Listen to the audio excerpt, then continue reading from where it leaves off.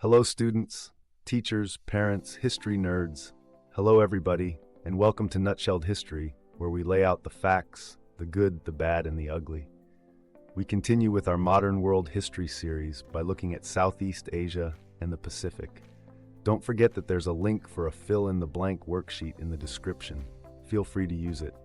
I just ask that you like and subscribe. I apologize for any mispronunciations ahead of time. I do my best. All right, let's do this.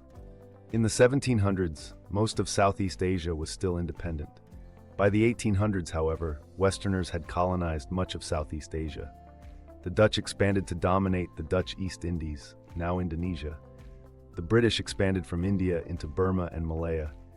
The French invaded Vietnam, seeking more influence and trade markets. The Vietnamese fought fiercely but lost to superior European firepower. The French eventually took over all of Vietnam, Laos, and Cambodia and referred to these holdings as French Indochina. By the 1890s, Europeans controlled most of Southeast Asia. The Philippines had been under Spanish rule since the 1500s. In 1898, the Spanish-American War broke out. Filipino rebel leaders declared independence and helped the Americans win the war against Spain, expecting independence. Instead, in the treaty that ended the war, the United States gave Spain $20 million for control of the Philippines. Bitterly disappointed, Filipinos renewed their struggle for independence, but the United States crushed the rebellion. In the 1800s, the industrialized powers also began to take an interest in the Pacific Islands. American sugar growers, for example, pressed for power in the Hawaiian Islands. When the Hawaiian queen Liliuokalani tried to reduce foreign influence, American planters overthrew her.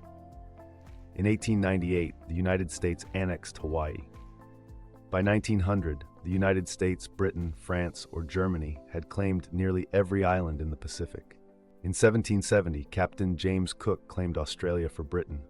When white settlers arrived, the indigenous people known as Aborigines suffered. Britain made Australia into a penal colony and also encouraged free citizens to emigrate to Australia. As the newcomers settled in, they thrust aside or killed the Aborigines. Like Canada, Australia was made up of separate colonies. To counter interference from other European powers and to boost development, Britain agreed to demands for self-rule. In 1901, the colonies became the Commonwealth of Australia. Captain James Cook also claimed New Zealand for Britain. In 1840, Britain annexed New Zealand. The indigenous people of New Zealand are the Maori. As colonists poured in, they took more and more land, leading to fierce wars with the Maori. By the 1870s, resistance crumbled. Like settlers in Australia and Canada, white New Zealanders sought self-rule. In 1907, New Zealand won independence. Okay, let's recap. In the 1700s, Southeast Asia was a happy, independent region. By the 1800s, Westerners swooped in like uninvited party crashers. The Dutch claimed Indonesia, the British moved from India into Burma and Malaya, and the French conquered Vietnam, Laos, and Cambodia, calling it French Indochina.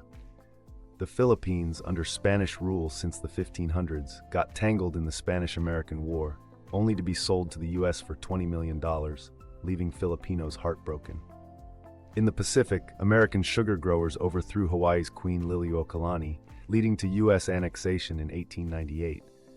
Captain James Cook claimed Australia and New Zealand for Britain, with settlers sidelining or fighting the indigenous Aborigines and Maori.